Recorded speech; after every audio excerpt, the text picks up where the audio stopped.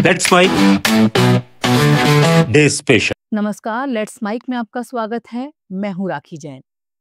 आज day special में बात एक ऐसे वैज्ञानिक की जिसने भारत को आधुनिक विज्ञान की दिशा दी, जिसने ये यकीन दिलाया कि अगर हमारे पास संकल्प और बुद्धि की शक्ति है तो संसाधनों की कमी भी हमें नहीं रोक सकती।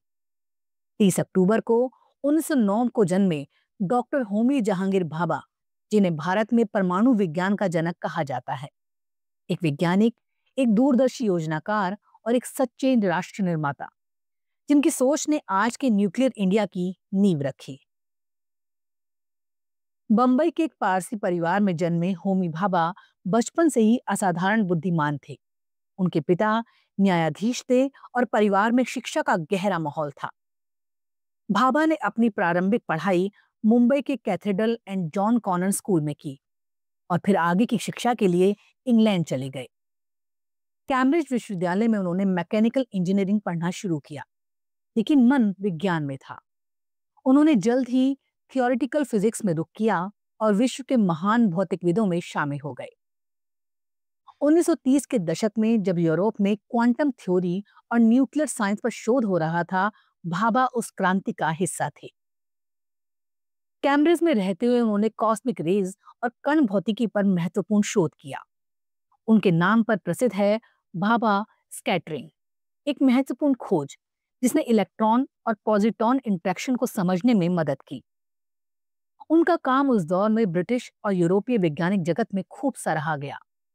वो चाहे तो वहीं रह सकते थे, लेकिन द्वितीय विश्व युद्ध के दौरान वो भारत लौट आए और यही भारत की तकदीर बदलने वाला कदम साबित हुआ। 1940 के दशक में भारत में वैज्ञानिक ढांचा बहुत सीमित था, लेकिन भाभा का मानना था विज्ञान किसी देश की शक्ति नहीं, उसकी आत्मा है।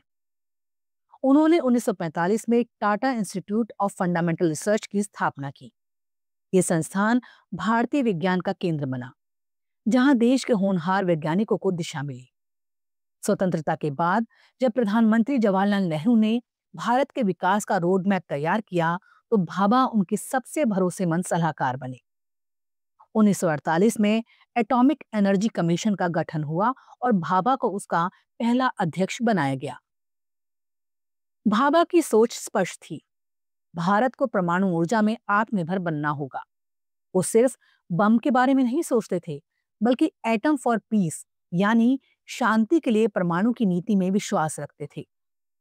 उनकी पहल पर ट्रॉम्बे में भाभा एटॉमिक रिसर्च सेंटर की नींव रखी गई, जिसे पहले एटॉमिक एनर्जी एस्टेब्लिशमेंट कहा जाता है। यहां से भारत में reactor research, nuclear power, radio isotope और मेडिकल साइंस तक कई क्षेत्रों में नई तकनीक का विकास हुआ।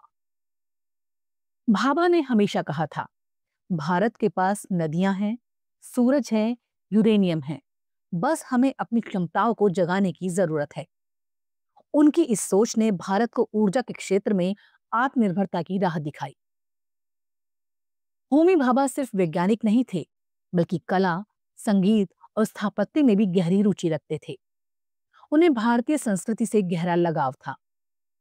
TIFR की बिल्डिंग उन्होंने खुद डिजाइन की और उसमें भारतीय कला के तत्व जोड़े।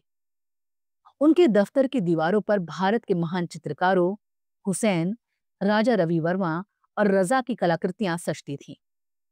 विज्ञान और संस्कृति का ये अद्भुत संगम भाभा की सोच की व्यापकता दिखाता है। 24 जनवरी 1966 को एक विमान दुर्घटना में उनकी मृत्यु हो गई।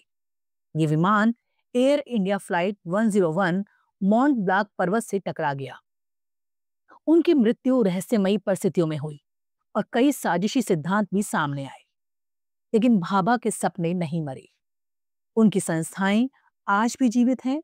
हर प्रयोगशाला, हर रिएक्टर और हर वैज्ञानिक में उनकी प्रेरणा है। होमी जहांगीर भाभा ने भारत को बताया कि विज्ञान सिर्फ प्रयोगशाला की दीवारों में नहीं, बल्कि देश की विकास की आत्मा व्यवस्था है। उनका जीवन ये संदेश देता है कि जब बुद्धि और कल्पना एक दिशा में काम करें, तो राष्ट्र सीमाओं से परे उठ जाता है। डॉक्टर होमी जहांगीर भाभा, जिन्होंने हमें सिर्फ ऊर्जा नहीं दी, बल्कि आत्मविश्वास भी दिया कि भारत अपने विज्ञान से अपनी तकदीर खुद लिख सकता है। आप सुन रहे थे लेट्स माइक की विशेष प्रस्तुति।